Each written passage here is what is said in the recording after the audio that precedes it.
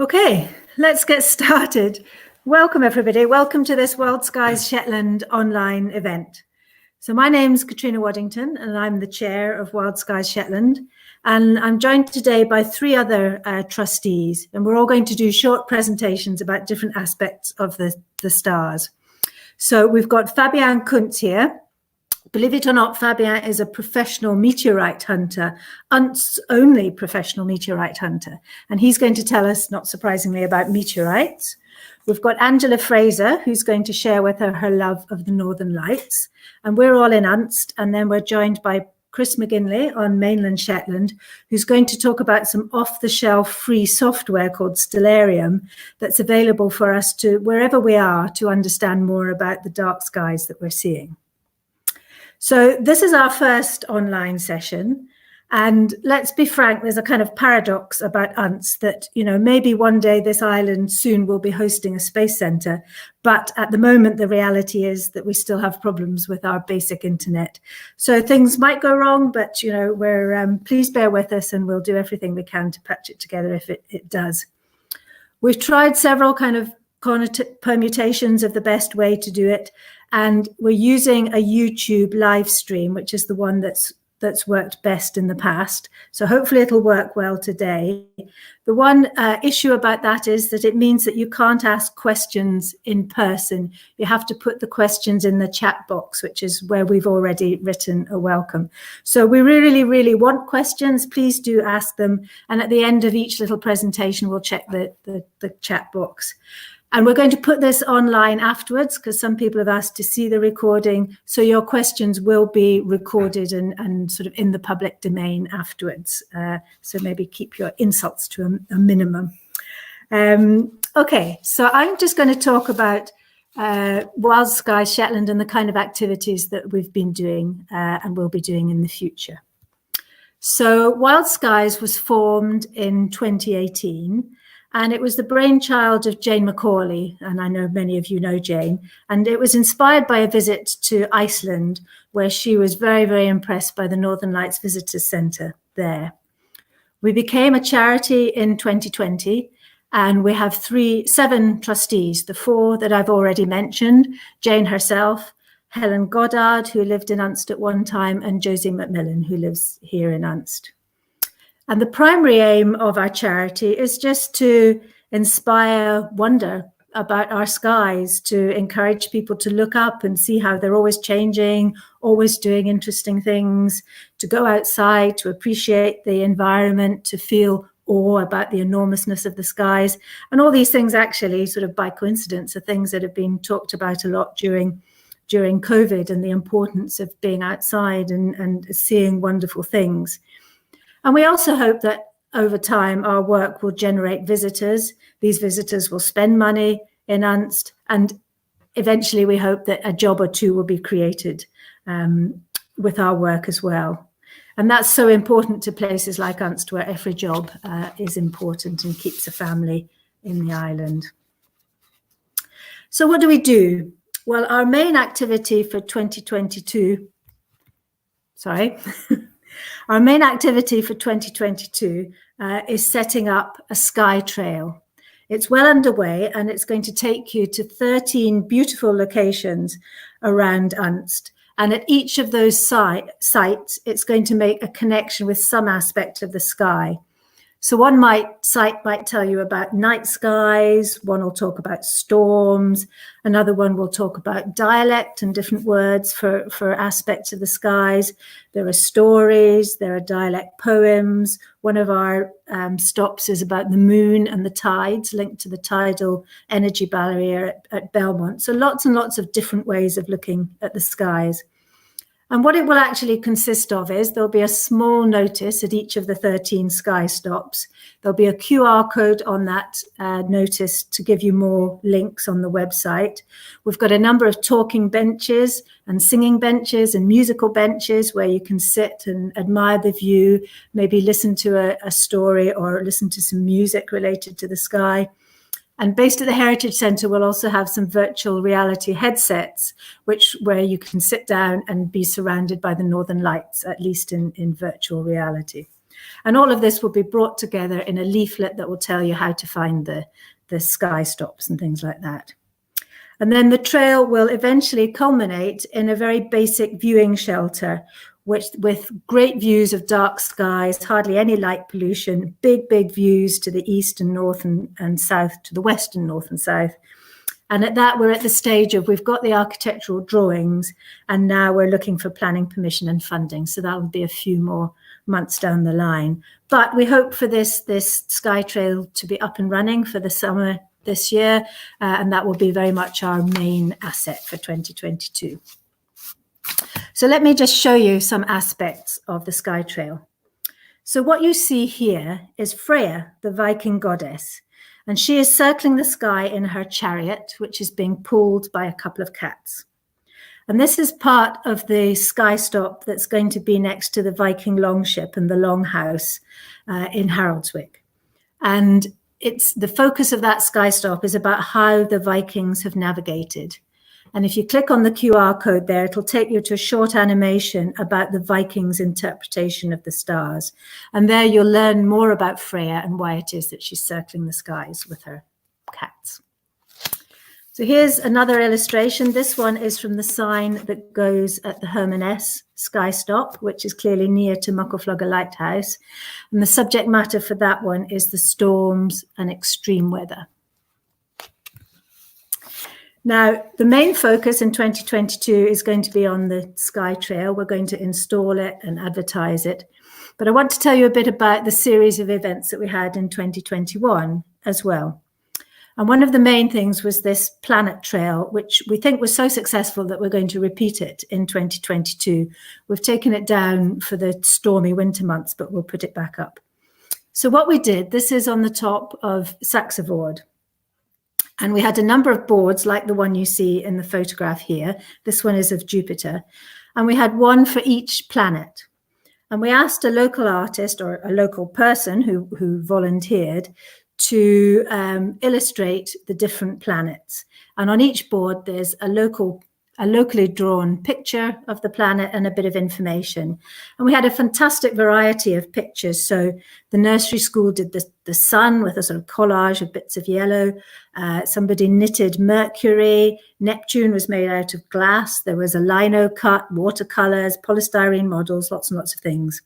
And we set them out on the beautiful track that I know a lot of you will be familiar with, that goes above Burrowfirth and Muckleflugga from just below the Saxavord Dome.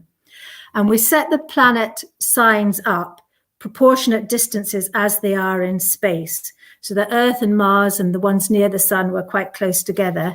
And then there was really quite a long walk to get to Neptune and Pluto. And I think it really brought home to people the sort of vastness and how relatively close to the sun we are. And it seemed to us a kind of perfect example of an activity which mixed the kind of sheer joy of being outside in Unston. You can see the lovely view from the trail, and also providing some information and appreciation about the sky. And even despite COVID and despite travel restrictions, we got about 1,800 visitors to the trail this summer, and we were looking forward to repeating it in 2022. So something else that we did last year, this picture shows Wild Skies Shetland live on BBC Breakfast, and we're being interviewed by Charlie State. And that was because Unst was the best place in the UK to see the partial solar eclipse in June. And here we're demonstrating a pinhole camera to see the eclipse. So that's my daughter there with a box on her head. And then after that, it was picked up by BBC Radio 4 at the World at One, and they asked us to give a live description of the eclipse. Now, let's not mince words. You can see in the background what a glorious day it is, the blue sky, the sun shining.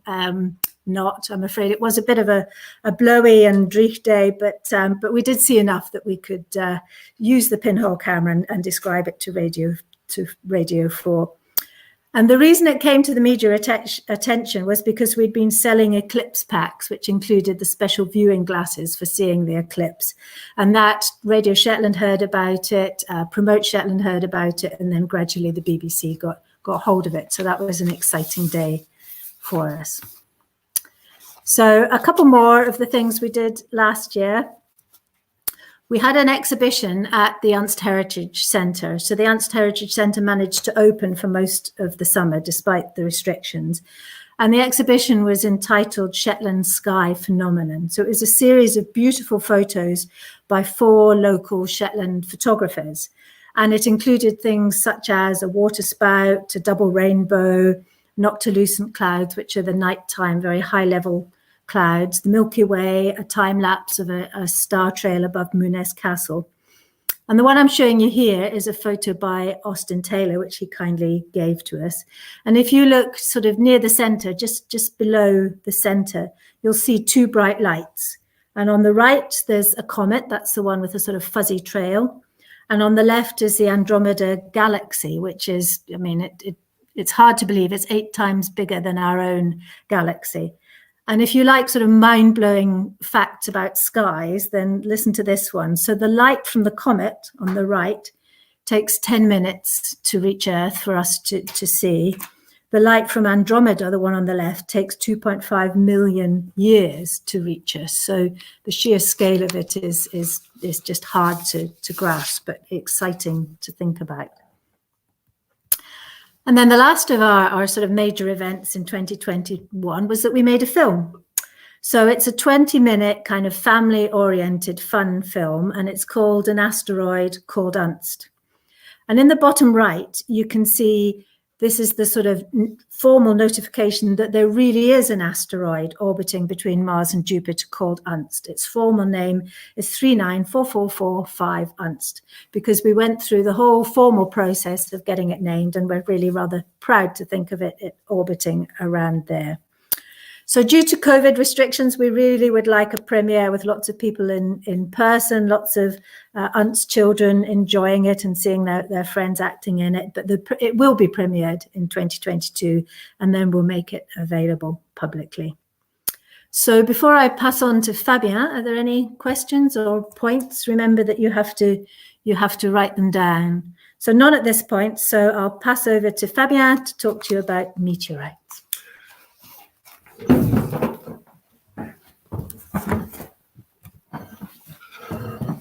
Thank you, Catriona.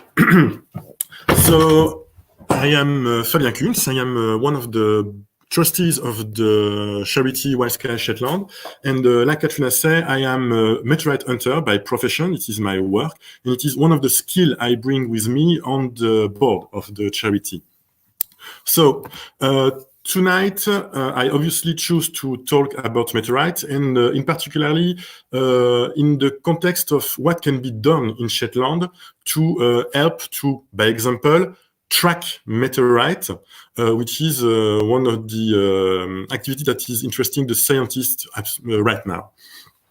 So basically, when you are looking at a good starry sky on the beautiful Shetland evening, time to time you can see one of the things that you are witnessing on that picture that is called the shooting star. A shooting star is basically just a small debris of something orbiting around the sun, exactly like the Unst, the asteroid, except that in this case, the size of the debris is relatively small.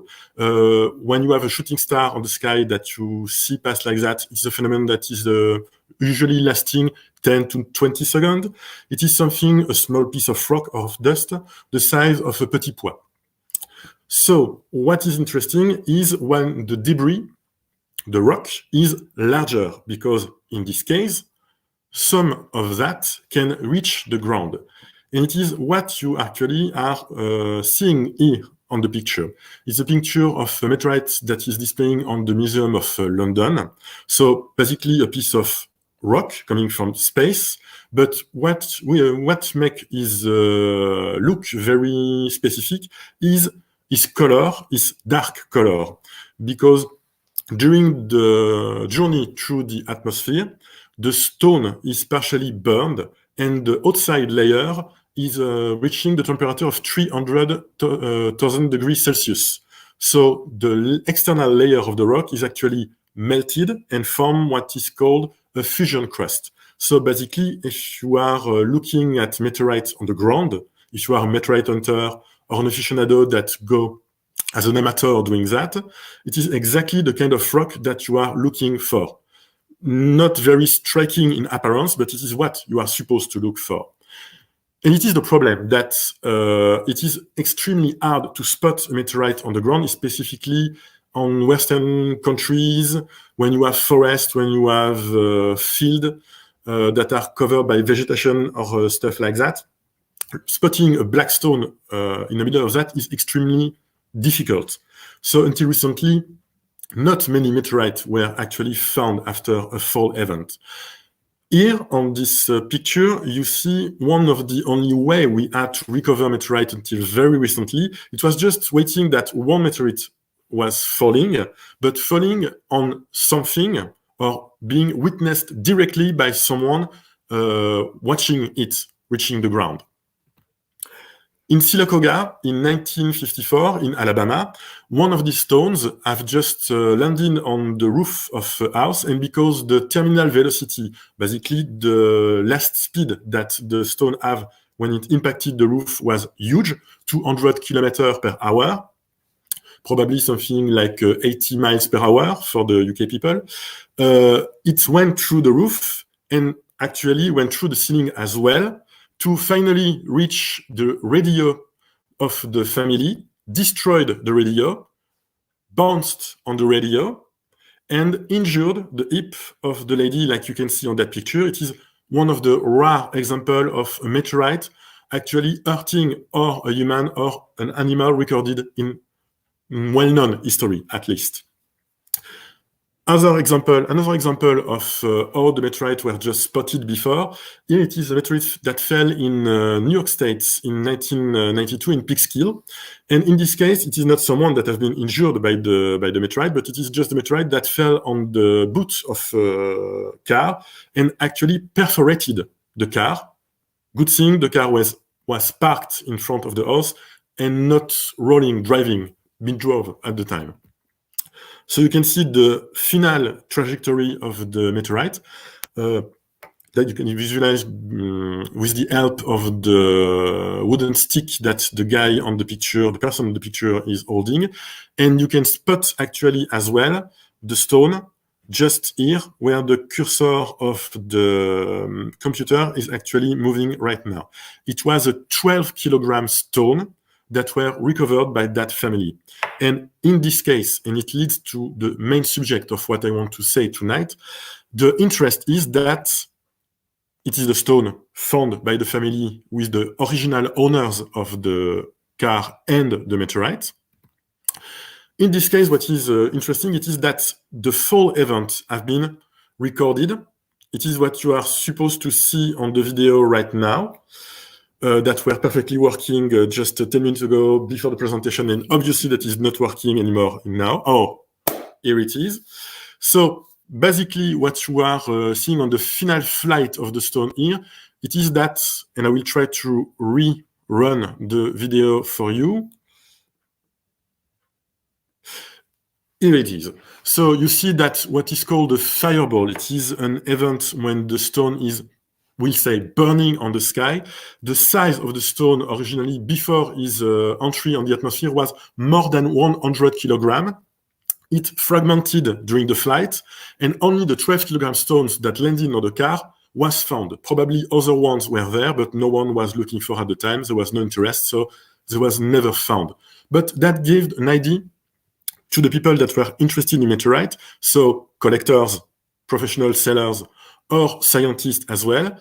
It is now to what we do since the early 2000s, systematized the watching of the sky to try to locate and to spot every fall possible. What you have on that picture here, on the foreground is what is called an all-sky camera that is capable to capture all the sky at the same time.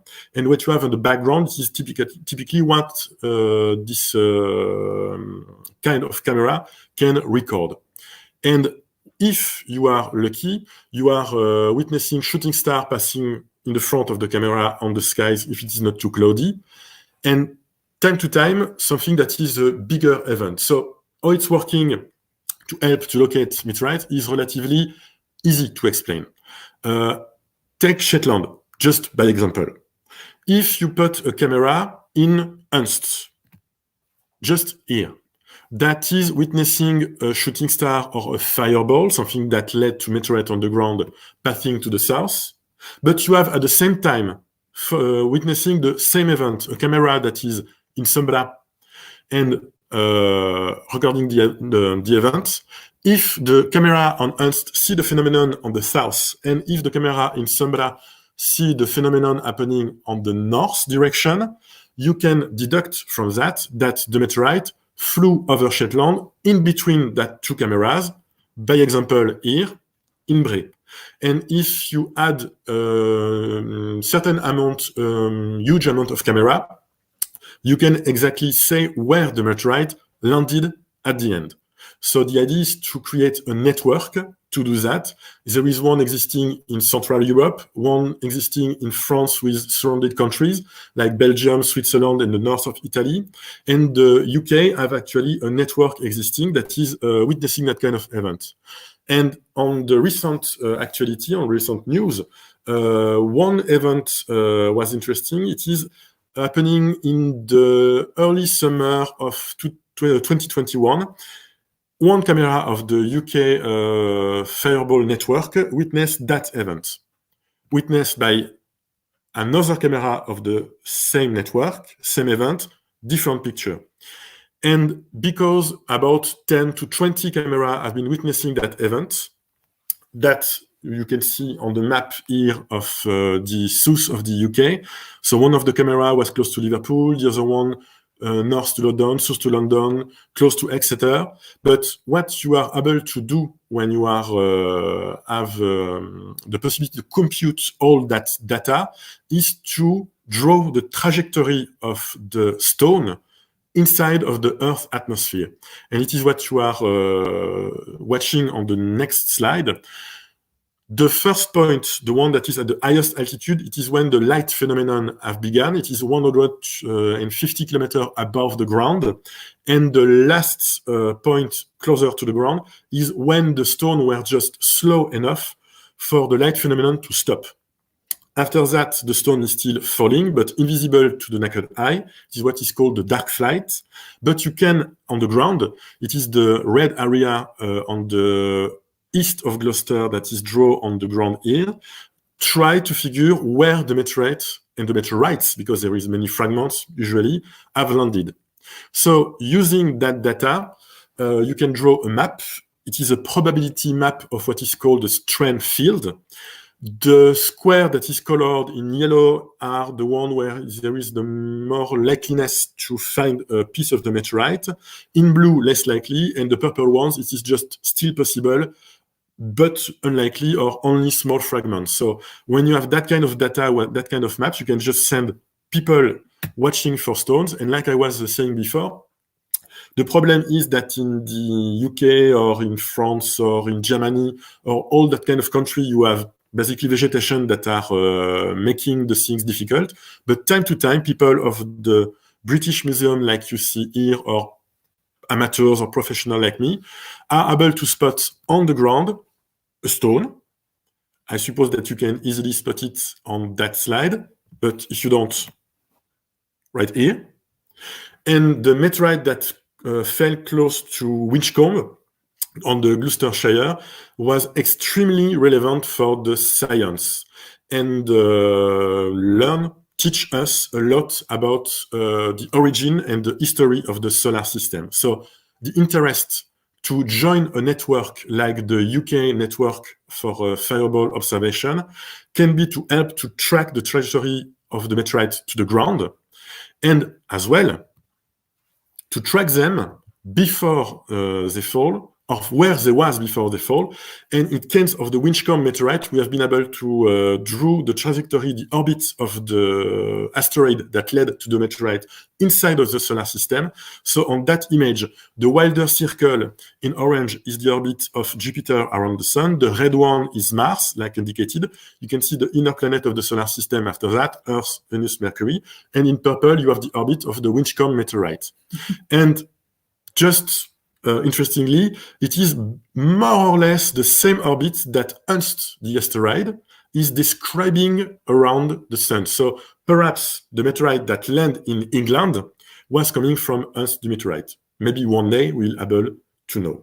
But in the context of Shetland, to finish my presentation and pass the flame to Angela Fraser, that will talk about Aurora Borealis, Northern Lights, or Mirrie dancer, like we say in Shetland.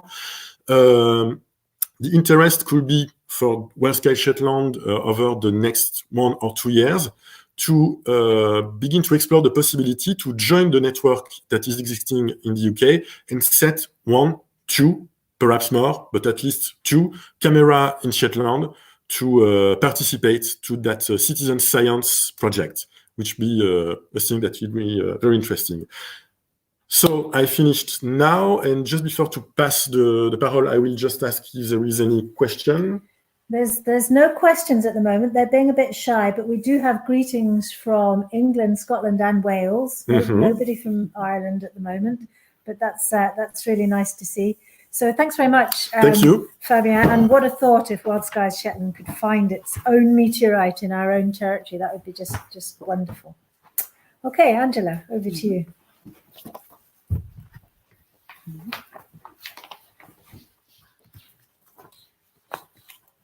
Okay. Hello. Good evening, everybody.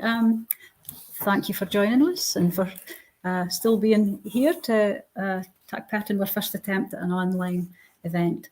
I'm Angela Fraser. I'm the maths and science teacher at the local school here in Unst at Waddington Junior High School. So my main interest in being part of this Wild Skies project is the educational aspects of it. And to date, I'm going to tell you a pretty bit about the Mirrie dancers, or the Aurora Borealis. You might ken it by that name. You might ken it by Northern Lights. But in Shetland, we call them the Mirrie dancers. Now, I've lived in Unst for most of my days, so I've been quite lucky to be able to see them lots of times without ever making any particular effort to do so, and seen them in lots of different kind of aspects. So sometimes just a quite subtle greenish glow across the northern horizon, and sometimes a spectacular moving display covering the whole sky, which really defies description. And I've been trying to find a good written description, and the best one I've come up with so far is from Philip Pullman's His Dark Materials. If you've got another one or a different one, then tell us in the chat. So I'm just going to read this through to set the scene. The sight filled the northern sky. The immensity of it was scarcely conceivable. As if from heaven itself, great curtains of delicate light hung and trembled, pale green and rose pink, and as transparent as the most fragile fabric. And at the bottom edge, a profound and fiery crimson, like the fires of hell. They swung and shimmered loosely, with more grace than the most skillful dancer. Lyra thought she could even hear them, a vast, distant, whispering swish. So I think that kind of sets the scene quite well. So what is it that actually causes this mysterious and beautiful phenomenon? So it's this, the sun. The sun, who you wouldn't think has much to do with what's going on in the middle of the night in Unst, but anyway, it's the sun and the weather that it causes, not our normal Earth weather, but space weather, and solar storms that are caused by activity on the surface of the sun. And that can effect was here on Earth, even at the quite enormous distance that we are away, about 93 million miles away. And solar activity can affect satellite electronics, so things in orbit around the Earth, but it can also affect things on Earth, can block out radio communications, and it can cause power outages on Earth if it's powerful enough. So what's this that's going on the surface of the sun that's actually causing this? So there are huge magnetic fields set up on the surface of the sun, and we have them causing sunspots, which we can observe, and that's a kind of indication of the possibility of these charged gases erupting off the surface of the sun. And I pat this shot in. I think this is an amazing shot showing the streamers and loops and plumes that are coming off of the surface of the sun. And the sun's corona is this outermost layer of the sun's atmosphere. It's much hotter than the main body of the sun, but it's a lot less dense. The corona is usually really quite difficult to see. It can be seen during a solar eclipse, so it makes it quite difficult to actually see what's going on without using sort of specialist equipment. But this image shows the huge amount of activity that's going on caused by the magnetic fields, and you could see that the sun is spewing out huge amounts of particles and gases out into space all the time. So sometimes these solar flares are so powerful that the stuff that's being shot out for the surface of the sun actually escapes through the gravitational field of the sun, and these charged gases are shot out into space at incredible speeds and at really high temperatures. And that's what we call a coronal mass ejection. And it's this mass of ionized gases and charged particles that make up the solar wind. And it travels at huge speeds through space.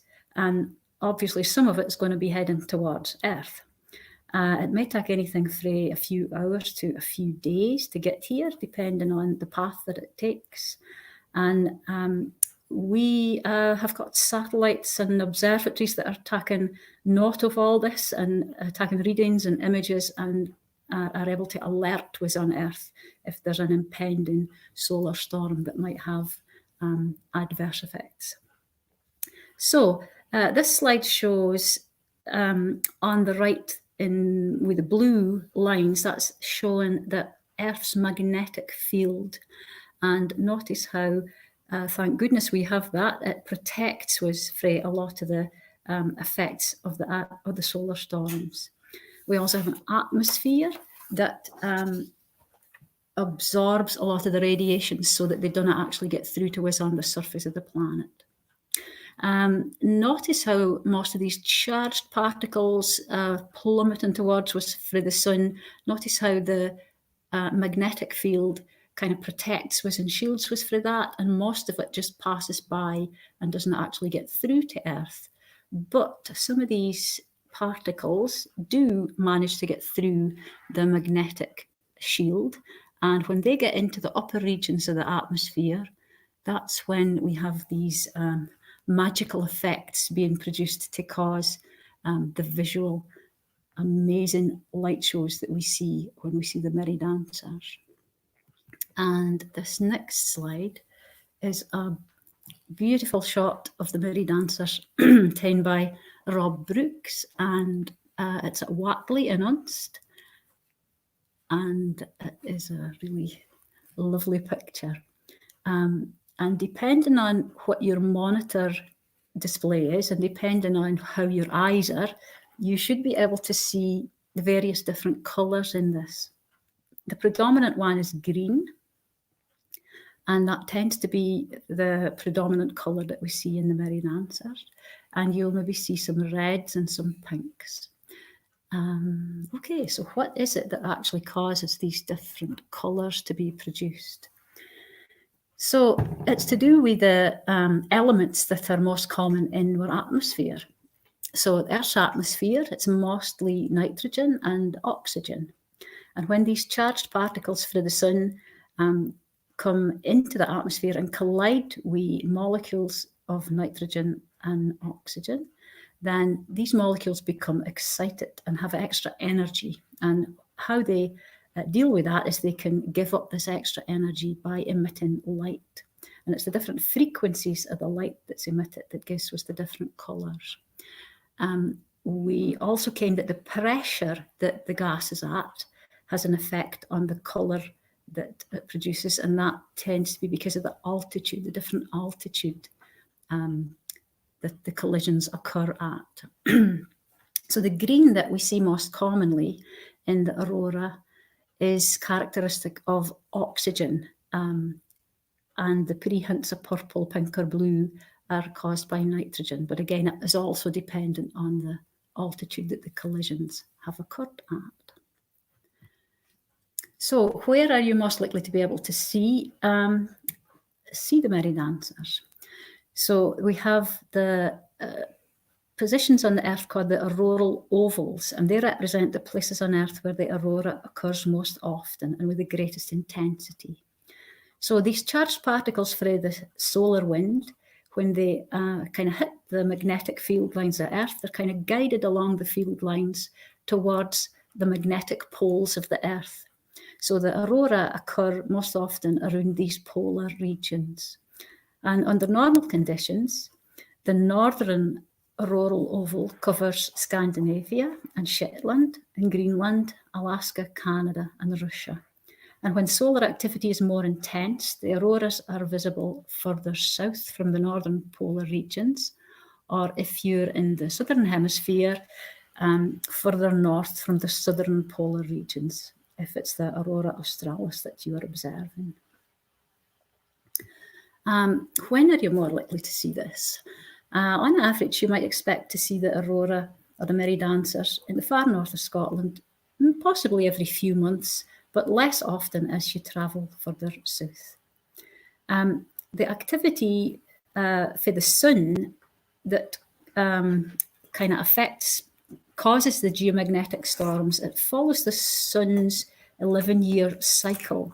And so we kind of came when we're going to have more activity because the next solar maximum is due around 2024-25.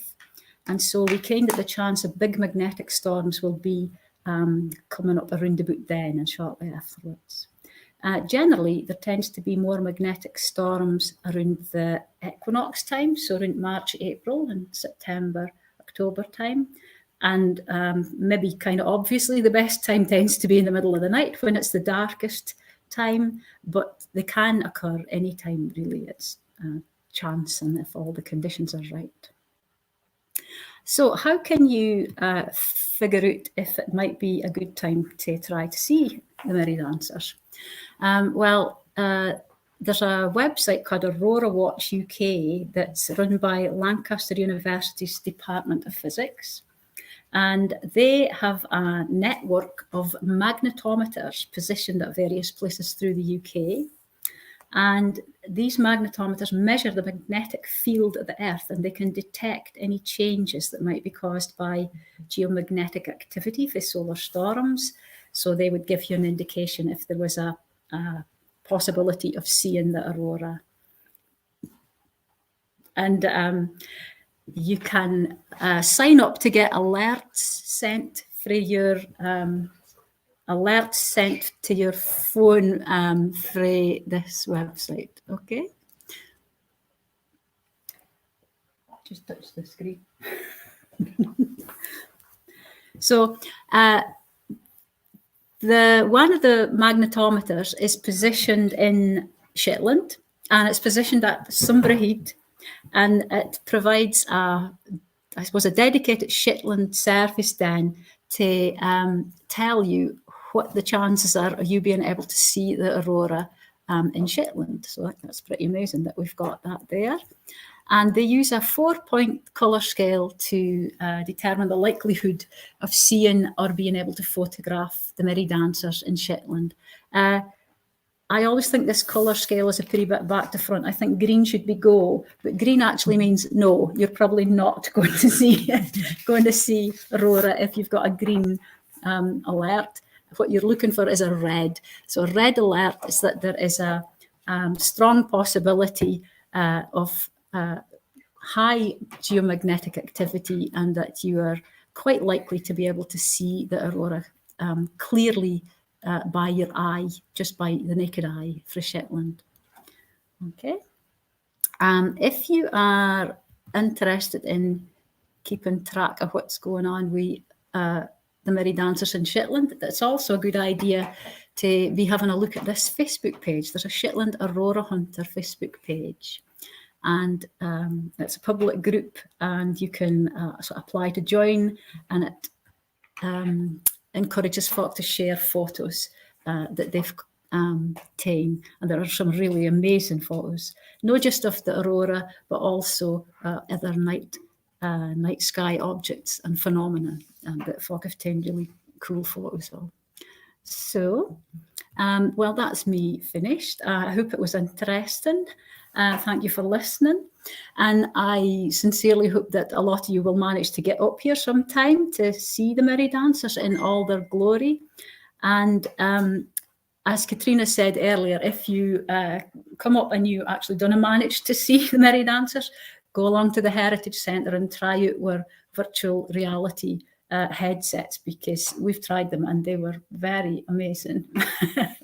So thank you for listening. Yes. And I'll pass you on to Catriona. Oh no, there's some questions for you. Oh no, difficult questions. So first of all, there's another hello from Leeds. Hello, Leeds.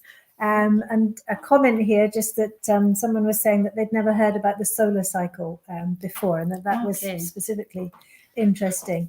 But the question for you is it true that you can hear the Mirrie dancers? Yes, in the piece I read for Philip Pullman earlier on, it does say about that. And yes, it is a phenomenon that even I would say that I have been aware of that on really quiet, still, frosty kind of nights when you see the Mirrie dancers. You do get this kind of crackling, very and I've not really looked into what actually makes it happen, but yes, I would say there is definitely a sound involved with it. Wow, how amazing. Just before we move on, we've got a question that came through for Fabien as well. Fabien, you remember that picture of the red car that had a meteorite going through it? Somebody's intrigued to know what happened to the car that was hit by the meteorite. Yes. Sorry, they're just moving around to the microphone. Yes. So to just answer that question, hello again. The car, as the Meteorite, have been actually sold by the family that used the money for whatever, but the car have been sold multiple times. And it finished actually on a museum, and it's now touring the world. When you have an exhibition about meteorite, the car is invited to participate to an exhibition. So they put that on a very big display, and usually put a piece of the meteorite on the side. Just to finish, it happened that the meteorite landed on a cow in Venezuela in 1972, killing the cow, obviously. But I did not know what happened to the cow after that. Was it ready cooked? If it had been Probably, yeah, an explosive burger. Probably later. Poor cow. On that note, we will pass the next bit to Chris McGinlay. I will just open his presentation. Hello, Chris. Can you hear us? Hello everyone. Hello, Fabien. Hi, Chris. We can hear you. That's great. Well, thank you very much, and thank you everyone for joining us. Good evening to everyone. So I'm going to present some information about Stellarium, and Stellarium is what you would call a piece of sky viewing software. There's quite a few different options out there, quite a few different pieces of software that you can use. You can get apps for your phone or your tablet. You can get desktop software. And failing that, you can also get the Stellarium software just to run in most web browsers. So we'll start off with a quick look at some of the apps that are available. We'll be focusing on Stellarium. So if we flip to the next slide, please, there, Fabien. Then you've got a selection of different apps that you can run on Android and also on Apple. Some of them are free, some of them are non-free. Now, I've used the free version of Stellarium Mobile for most of this presentation. And the functionality, if you go from the mobile app to the desktop app to the web browser, it's very similar. There are some differences in how it's all laid out and so on. And obviously with the idea with the mobile app is that you can actually just do an augmented reality thing, and you can lift your mobile phone to the sky and it'll show you what's right in front of you there. So if we flip on to the next slide, we'll see a snapshot of the browser version, which is Stellarium Web.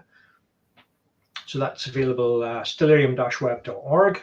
It's fairly full featured, but it's designed for using on a desktop or a laptop, which is not so handy if you're actually outside at night.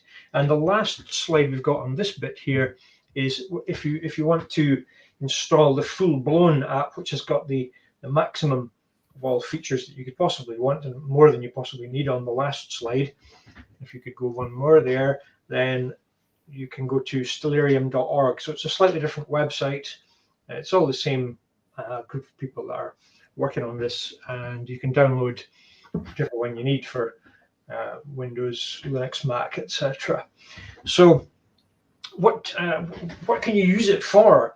What I use it for is, as I say, with a mobile device, is when I'm actually outside. If I want to know what something is, then I just hold the thing up to the sky and it shows you what it is, and you can zoom it in by pinching with your fingers. So that's very useful. That's extremely useful. I mean, I know a few of the stars, I know a reasonable number of the stars, but I still find it useful for trying to just find my way around some of the more obscure areas of the sky. I also use it for planning. So before I actually go out, if I'm sort of looking for some ideas of things I'd like to see, then you can use Stellarium to explore a constellation and say, oh, maybe with a pair of binoculars or a small telescope, I can observe a nebula or something like that in there. And if it's cloudy and you're really missing the clear skies, then you can just, it's quite a beautiful app. It can provide you with some very beautiful views in the absence of a clear night. So what I've done is I've prepared in advance 3 short video clips, and I think hopefully we can get these to work, because just to move efficiently through the controls without having to pause and reset things and so on, and I cut out all the boring bits where I'm just adjusting settings. So we've had some difficulties in getting the videos to play properly, but I'm hoping they work. And if they don't work, then I do have a copy of Stellarium running, and I'm ready to do a screen share, but I'll need to cut down what I can show you on that. And also, it's not the mobile app that I'll be doing the screen share, so the layout's a little bit different. So hopefully we can run the video sequence. I'm just going to switch my camera off for now. So let's have a look at finding our way around the Stellarium app, and we'll begin with the date and time. The bottom right-hand corner shows the current time, at the moment 17:33. So if I click on that, then the menu expands and gives me various options for changing the date and time. So if I advance the time forwards, you'll notice that what's visible in the sky view changes, that you can pan that left and right, and you can zoom it in with your fingers, and that shows you what at this point we would see above the western horizon at that time. So I'm going to change the date and time to be the 13th of January.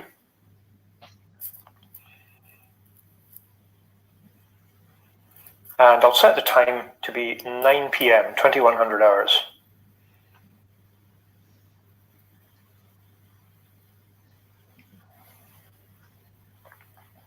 So this is what we would see above the western horizon at that date and time. But of course, this also depends on where you're located. So we'll have a look at how to change the current location shortly. The next thing is the horizon line. We'd like to look at the way to set the different options for the horizon line. So if you go to the bottom left corner, you have a little menu there with 2 squares. We can change the ground options. So if we click on landscape, press and hold, then we have a number of different options for what we have as our landscape. So here we have a village with some trees and buildings, and you can see that obviously the trees would get in the way of certain stars. Now, this is just a random kind of village, so you would need to take account of where you're located depending on that would affect what you can see. So I tend to prefer just to have this set to be either something like the ocean, which is a nice smooth horizon, but bearing in mind that any hills, etc., will affect objects closer to the horizon. So next thing is, if we go to the top left, we have another menu, and we can change our location. So it's really important that Stellarium knows where you're located on the globe, and if you're using a mobile device, chances are you can just use auto location and it will find where you are. If you want to, you can switch that off and you can manually enter your latitude and longitude, or you can specify the name of the city that you're currently in. So here we are currently set for Scalloway in Shetland.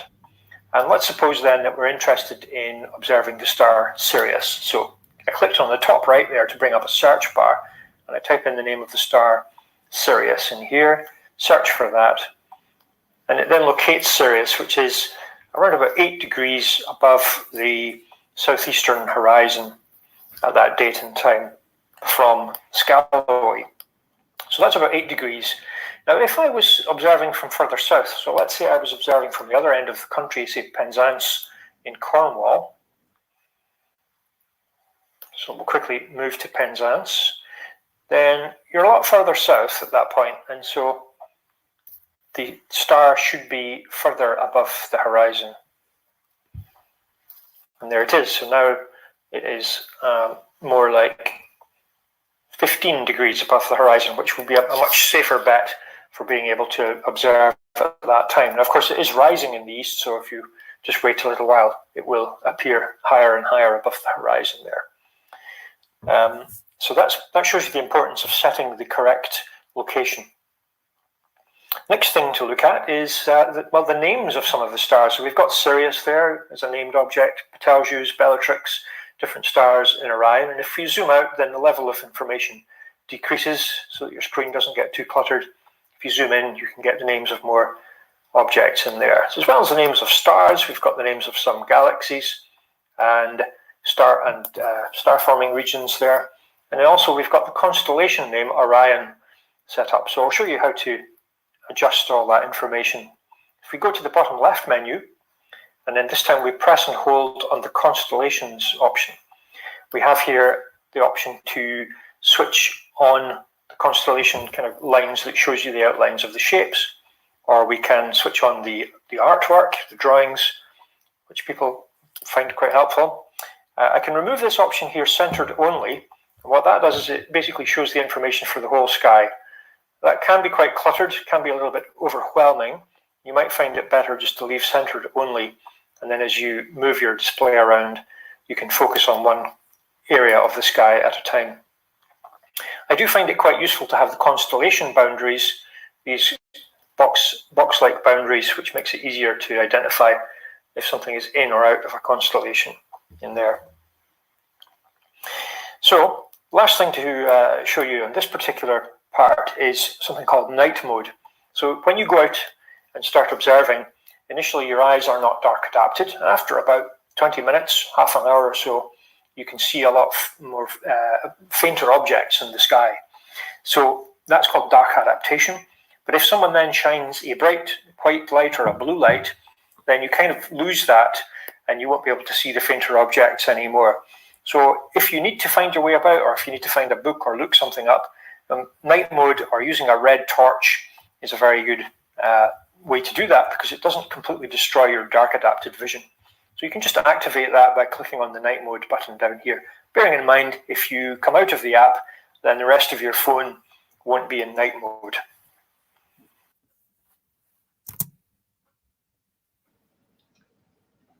Thank you. So if we can pause there for a second, there's loads. I mean, there's so many things that I could add to that. The constellation artwork, for example, Stellarium has loaded within it lots of different types of lore, of star lore. The stuff we looked at there is the Western constellation pictures, but if you go into the various options, one of my favorite ones is a indigenous North American constellation views, and I may pronounce this wrongly, but I think it's the Ojibwe people, and their views of the constellations are really completely different to ours and very beautiful, actually colourful, which the images that we tend to work with, the Greek constellation mythology, is just kind of black and white, isn't it?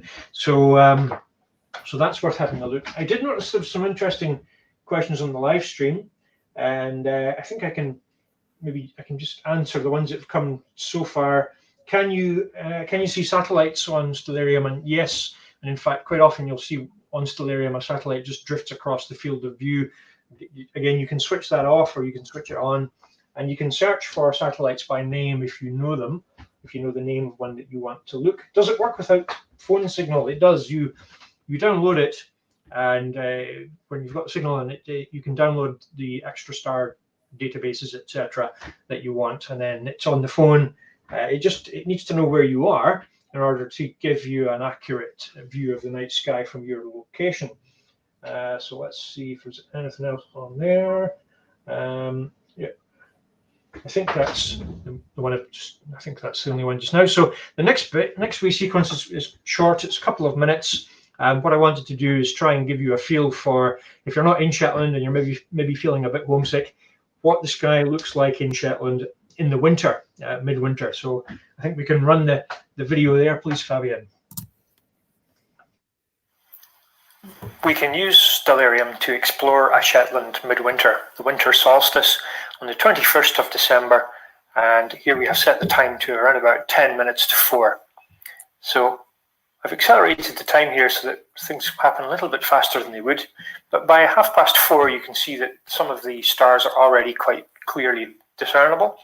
And then most stars are appearing very rapidly and as it gets dark.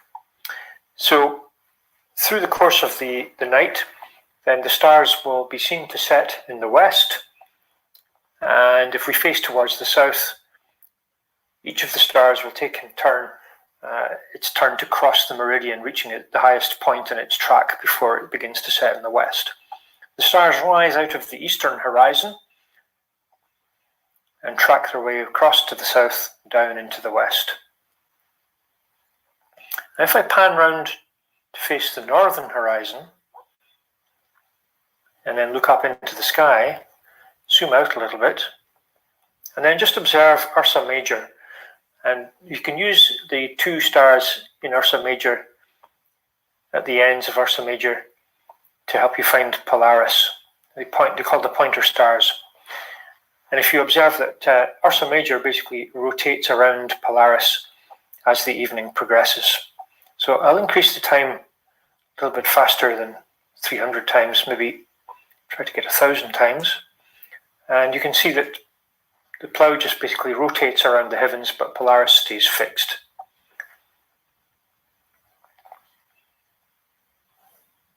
Now we're coming up to around about 7:30 when the sky begins to lighten. So slow things down a little bit. And if we face around towards the eastern horizon, we'll see that the sky is brightening, the stars are being banished, and the sun will rise after 9 o'clock, moving its way towards the southern horizon. And it will cross the southern meridian at 12 noon, at which point it will just be a few degrees, maybe 8 degrees roughly above the horizon.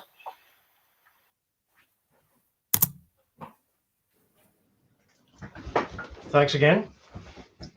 So that's right now, of course, that's what we're experiencing. We're a little bit past midwinter, and whilst many people complain about the lack of daylight, me included probably, I do like when we get the beautiful clear nights. It's amazing, and you can stargaze so easily after work and before work. There's so much to see.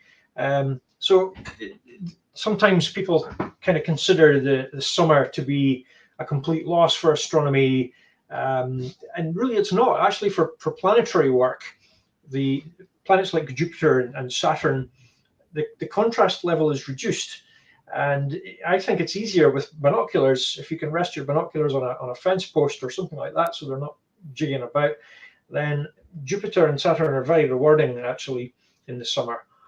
So there is stuff that you can do all year round. So if we now have a look at what the summer holds, as well as remarking on how long the day is, we can just run this next little bit. It's about a minute and a half, I think. So we can use Stellarium to show the difference between midwinter and midsummer. Midsummer on the 21st of June, and at 3:30 in the morning, and the sky is already very bright. And we'll see that just after 3:30, the sun is above the horizon and climbing steadily up to a maximum altitude of around 55 degrees, very high in the sky, when it finally crosses the southern meridian. We'll zoom out a little bit here. And so there it is, working its way towards due south, which it will cross at 1 o'clock in the afternoon local time, before then beginning to descend towards the western horizon many, many hours later. So here we are, Mercury and Venus disappearing, and the sun eventually, after a long, long time, finally will disappear after about 10:30, I think it is. We'll soon find out. So there we go, yes, about 10:30 and the sun's gone. Now it doesn't go far below the horizon. You can see there, just dipping gently below the horizon, under the northern horizon, and then shortly thereafter, reappearing, ready to go again.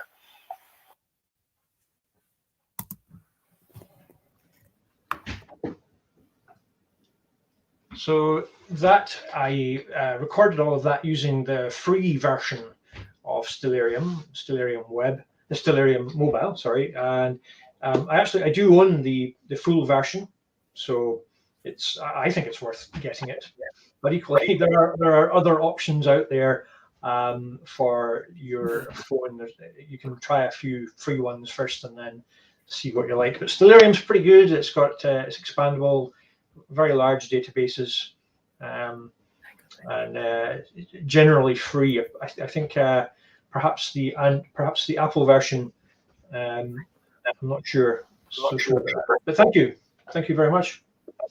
Thank you very much. Okay, super. Thanks very much, Chris. You've certainly, it's a long time till Christmas, but Stellarium sounds like it would be a pretty good Christmas present. Okay, I don't think there are any more questions. Thanks for asking that question as you went through it. So if there are no further points, I think we should just say thank you very much to everyone for attending. Really hope that you found it of interest. We'd really welcome feedback, criticisms. If you think maybe that we should do another online event, any suggestions, that kind of thing, we'd really appreciate that. But thank you very much for your time and have a good evening and goodbye.